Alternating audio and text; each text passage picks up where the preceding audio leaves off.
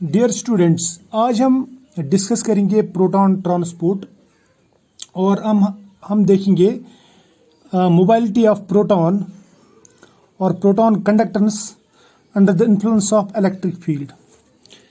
देखो, सबसे पहले मैं बताता हूँ आपको कि प्रोटॉन ट्रांसपोर्ट जो होता है या प्रोटॉन जो इलेक्ट्रिसिटी कंडक्ट करता है या जो इसकी मोबाइलिटी है under the influence of electric field, इसमें हमारे पास में कन्फ्यूजन तीन एंटिटीज़ का है कि प्रोटॉन मोबाइलिटी में H पॉजिटिव अकेला माइग्रेट होता है या फिर H3O पॉजिटिव माइग्रेट होता है यानी मूव होता है टुवर्ड्स अपोजिटली चार्ज्ड इलेक्ट्रोड, या फिर माइग्रेट करता है hydrated hydronium ion that is H9O4 positive. ठीक है, तो हमें ये पता नहीं इनमें से कौन सी स्पीशी है, लेकिन हम कुछ एक्सपेरिमेंट्स के बेसिस पे डिसाइड कर सकते हैं कि इनमें से कौन सी स्पीशी माइग्रेट कर सकती है। ठीक है, देखो, सबसे पहले मैं बताऊं आपको जो ट्रांसपोर्ट नंबर रहता है, ट्रांसपोर्ट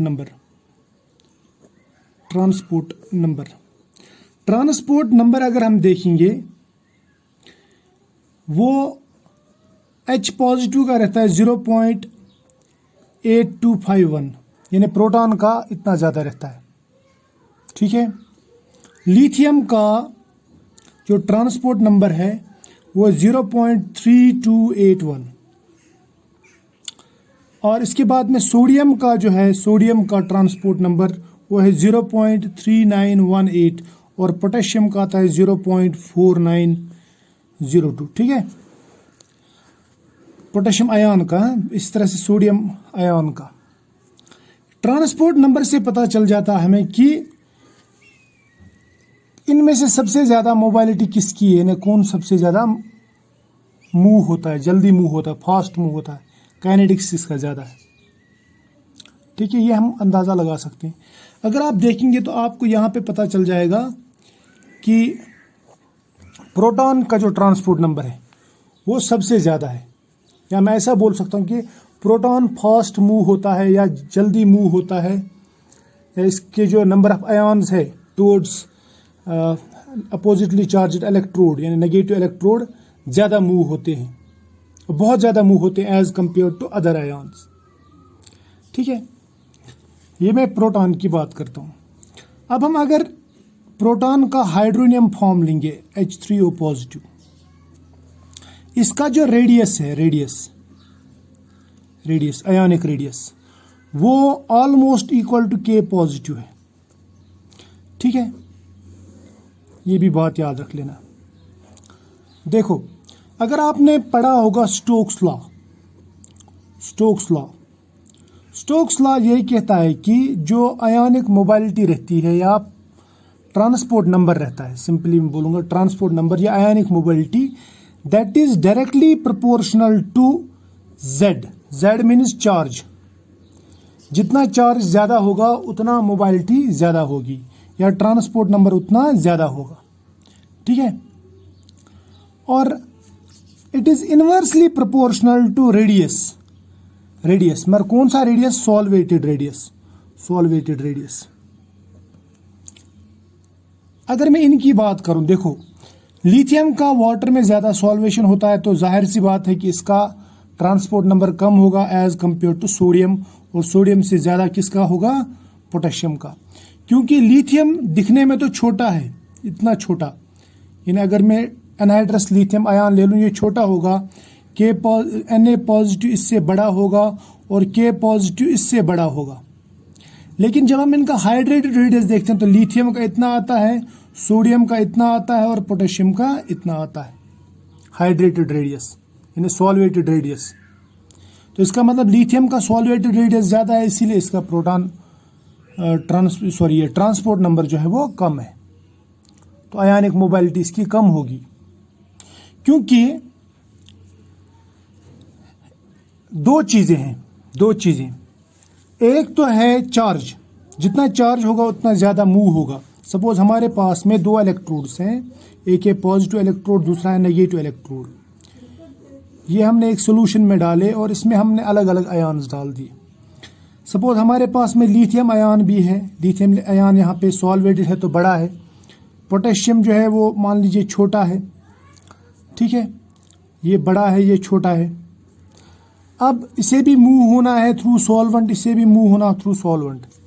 जितना चार्ज डेंसिटी ज़्यादा होगा उतना वो जल्दी मूव हो जाएंगे, और जितना इनका साइज़ बड़ा होगा उतना उनको दिक्कत आ जाएगी, क्योंकि इनको यहाँ पे इसकी जो विस्कोसिटी है सॉल्वेंट की विस्कोसिटी वो भी रोकेगी। So we can say it is also inversely proportional to viscosity. तो विस्कोसिटी भी एक फैक्टर है, ठीक है। अब देखो इन पे अब नज़र डालते हैं। यहाँ पे K पॉजिटिव और H3O पॉजिटिव का जो साइज है ये सेम है ऑलमोस्ट। तो इसका मतलब लिथियम और सोडियम से ये दोनों छोटे होंगे, तो इसका मतलब इनका जो ट्रांसपोर्ट नंबर होगा ज़्यादा होगा। लेकिन इसका ट्रांसपोर्ट नंबर फिर भी ज़्यादा है प्रोटॉन का। प्रोटॉन अगर, क्योंकि प्रोटॉन अकेला तो नहीं रह सकता, प्रोटॉन अकेले स्टेबल नहीं है, ये हमने इससे पहले भी देखा, ये रहता है in the form of hydronium ion. तो इसका ट्रांसपोर्ट नंबर फिर भी ज़्यादा है, हालांकि इसका जो साइज़ है वो almost equal to K positive और चार्ज भी उतना ही है, ठीक। तो इसका मतलब यहाँ पे जो स्टोक्स लॉ है, स्टोक्स लॉ के बेसिस पे हम प्रोटॉन का जो ट्रांसपोर्ट है, प्रोटॉन ट्रांसपोर्ट या प्रोटॉन का जो ट्रांसपोर्ट नंबर है वो एक्सप्लेन नहीं कर सकते, ठीक है। ये हो गई एक बात। अब देखते हैं इनकी मोबाइलिटी। अगर हम आयन्स की मोबाइलिटी देखेंगे, मोस्ट ऑफ द आयन्स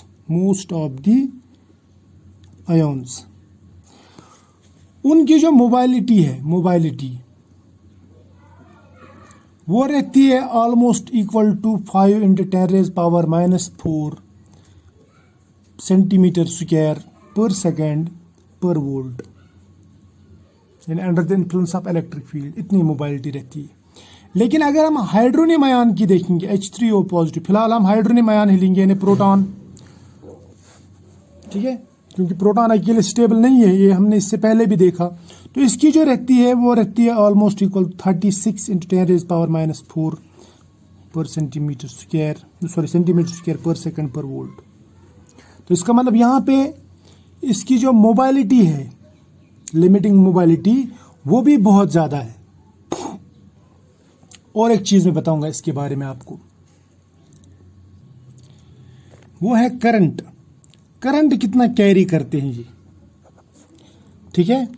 अगर मैं प्रोटॉन की बात करूं, प्रोटॉन, ठीक है, प्रोटॉन यानी यहां पे हाइड्रोनियम आयन ले रहा हूं मैं, प्रोटॉन जो कैरी करता है करंट, वो करता है 80% ऑफ टोटल करंट, 80%। जबकि अदर आयन्स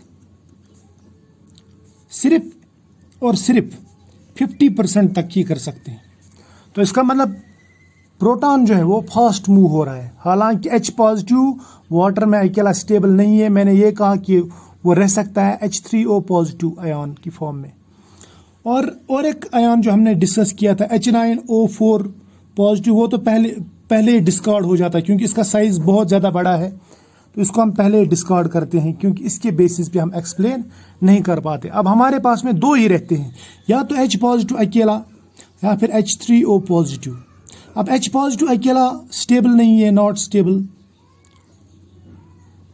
और इसकी वजह से हम ये एक्सप्लेन नहीं कर पाते कि इतनी मोबाइलिटी कहाँ से आती है, यानी इतना ये मोबाइल क्यों हो रहा है। अब देखो एक चीज़ है हमारे पास में, वो ये है कि ये वाटर में इसकी मोबाइलिटी इतनी ज़्यादा है, मोबाइलिटी जो है इसकी बहुत ज़्यादा है, एबनॉर्मली हाई वी कैन से। इसकी मोबाइलिटी जो है H3O पॉजिटिव की फिलहाल मैं ले लूँगा, इसकी मोबाइलिटी या प्रोटॉन की मोबाइलिटी मैं बताऊँगा, it is abnormally high, abnormally high. और ये एबनॉर्मलिटी हम एक्सप्लेन नहीं कर पाते on the basis of Stokes law. Stokes law क्या था कि ड्रिफ्ट काम करेगा, यानी चार्ज जितना होगा उतना फास्ट जाएगा वो, जितना छोटा साइज होगा उतना फास्ट जाएगा वो, जितना विस्कोसिटी कम होगी उतना फास्ट जाएगा वो। लेकिन हम ये चीज़ एक्सप्लेन नहीं कर पाते।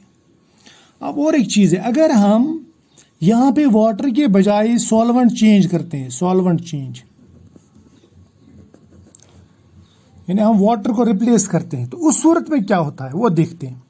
देखो, जब एन प्रोपेनॉल में देखा गया, एन प्रोपेनॉल में प्रोटॉन की यानी H3O पॉजिटिव, या मैं H पॉजिटिव की बोलूंगा मैं, या प्रोटॉन बोलूंगा सिंपली, प्रोटॉन की जो मोबाइलिटी है वो जब देखी गई वो बहुत ही कम थी, यानी वो नॉर्मल मोबाइलिटी दिखा रहा था, नॉर्मल मोबाइलिटी, नॉर्मल यानी it decreases, mobility decreases, mobility, ठीक है, मोबाइलिटी जो है इसकी वो डिक्रीज हो रही है प्रोटॉन की, ये नॉर्मल में चली जाती है। क्लियर? तो इसका मतलब ये हुआ कि वाटर में ही कुछ गड़बड़ है, यानी वाटर ही इसको कुछ हेल्प कर रहा है मूव होने में। अब दूसरी चीज, जब प्रोटॉन के बजाय ड्यूटेरियम लिया गया इन D2 और प्रोटॉन लिया गया इन वाटर, उसके बाद में इनकी मोबाइलिटी चेक की गई, ठीक है, इनफाइनाइट डाइल्यूशन पे इसकी जो मोबाइलिटी देखी गई वो तो थी 36.2 इंटू 10⁻⁻⁴, जबकि ड्यूटेरियम की मोबाइलिटी यानी डी पॉजिटिव की मोबाइलिटी सिर्फ 25 इंटू 0.1 इंटू 10⁻⁻24 ये देखी गई। तो यहां पे शक हो गया कि कुछ तो गड़बड़ है, कुछ तो गड़बड़ है, क्योंकि ड्यूटेरियम और वाटर में जो फर्क है वो है इसका न्यूक्लियस का। ड्यूटेरियम का न्यूक्लियस हैवी है, उसमें प्रोटॉन के साथ में न्यूट्रॉन भी रहता है, जबकि वो मतलब प्रोटॉन में यानी H पॉजिटिव में सिर्फ और सिर्फ प्रोटॉन रहता है, और H पॉजिटिव ज़्यादा अच्छी तरह से हाइड्रोजन बॉन्डिंग कर सकता है, ठीक है, और लाइटर भी है। अब इन सब चीज़ों के बेसिस पे एक मैकेनिज्म दिया गया था, उसको हम कहते हैं चेन मैकेनिज्म। क्या कहते हैं? Chain mechanism. चेन मैकेनिज्म एक ऐसा मैकेनिज्म है जो आपकी इन सभी प्रॉब्लम्स को सॉल्व करता है, जो आपको सभी क्वेश्चंस का आंसर दे देता है। अभी चेन मैकेनिज्म क्या है? यानी चेन मैकेनिज्म जो है ये कहता है कि प्रोटॉन कंडक्टेंस या प्रोटॉन मोबाइलिटी जो होती है वो एक चेन के थ्रू होती है, एक चेन मैकेनिज्म के थ्रू होती है, और वो मैकेनिज्म मैं आपको दिखा दूंगा, वो मैं एक्सप्लेन करने की कोशिश करूंगा यहाँ पे, ठीक है। इस चीज को गौर से देखना जो मैं बताने वाला हूं, ठीक है। देखो, हमारे पास में सपोज प्रोटॉन है, प्रोटॉन H पॉजिटिव, जो ही ये वाटर में जाता है, ये वाटर के साथ इंटरेक्ट करके H3O पॉजिटिव बनाता है सबसे पहले, हाइड्रोनियम आयन। अब मैं इसको हाइड्रोनियम आयन को बनाता हूं, ये HOH यहाँ पे पॉजिटिव चार्ज, राइट। ये एक हाइड्रोनियम आयन बन गया।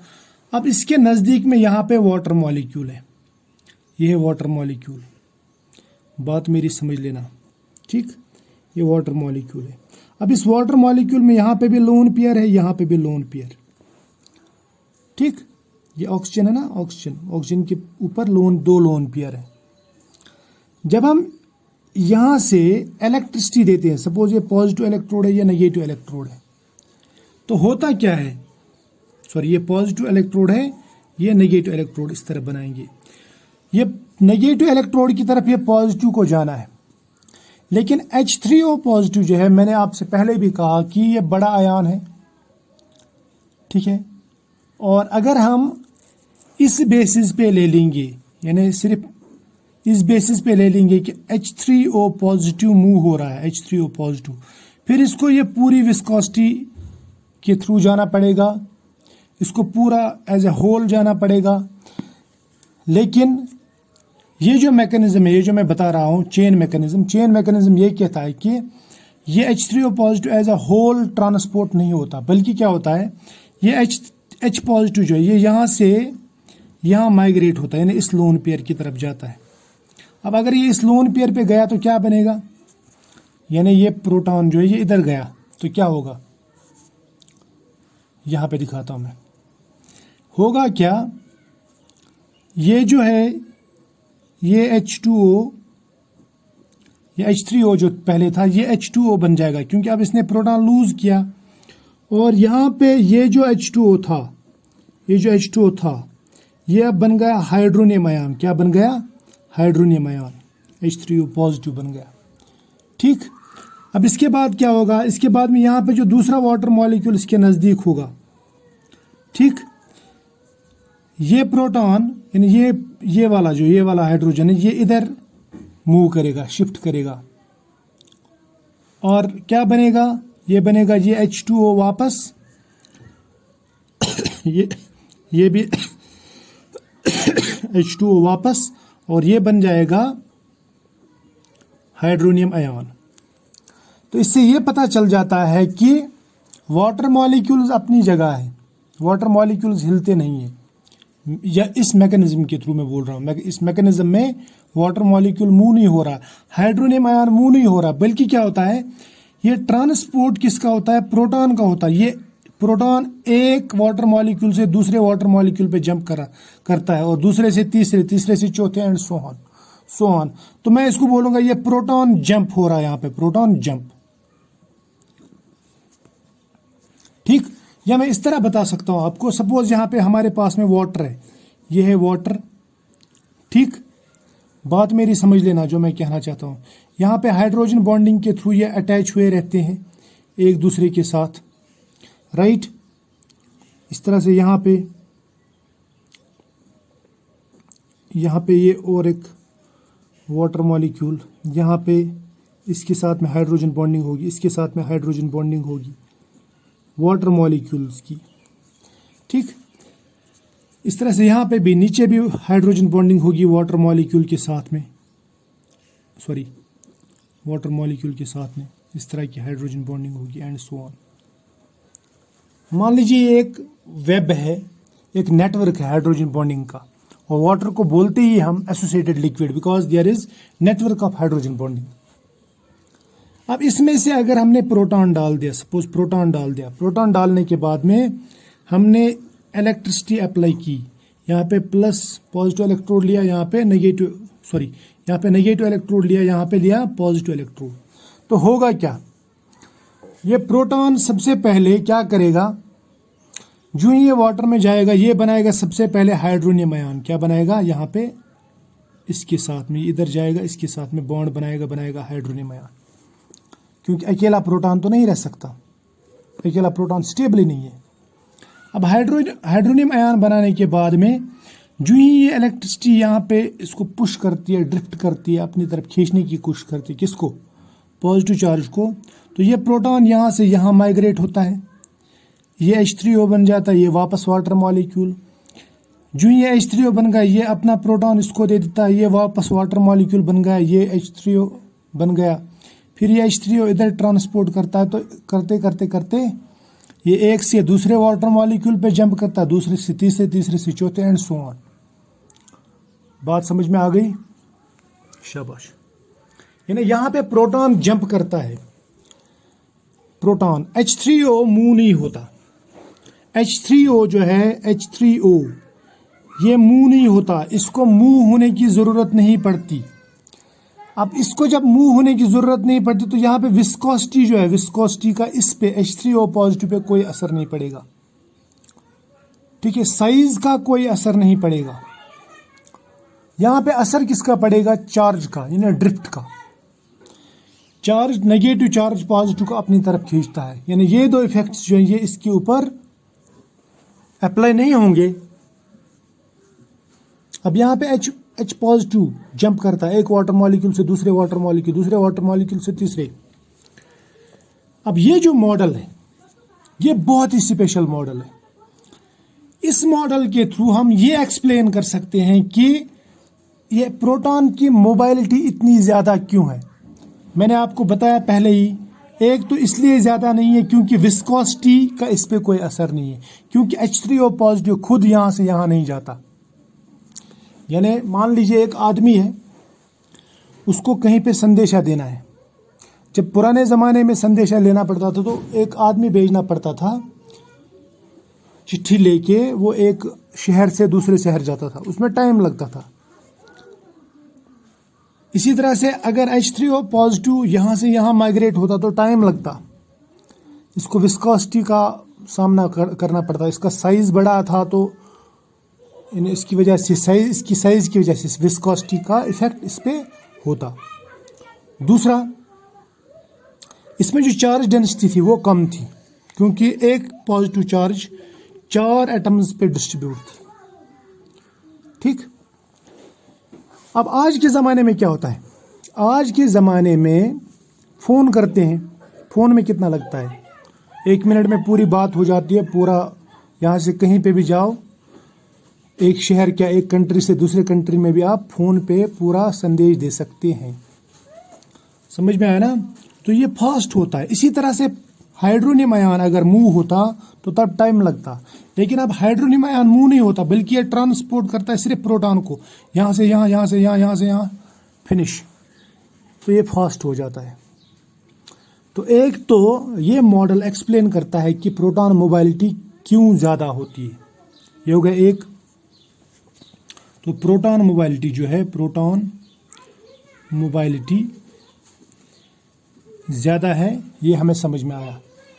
दूसरा इसका जो खास पहलू वो ये है कि प्रोटॉन अकेले नहीं रह सकता है।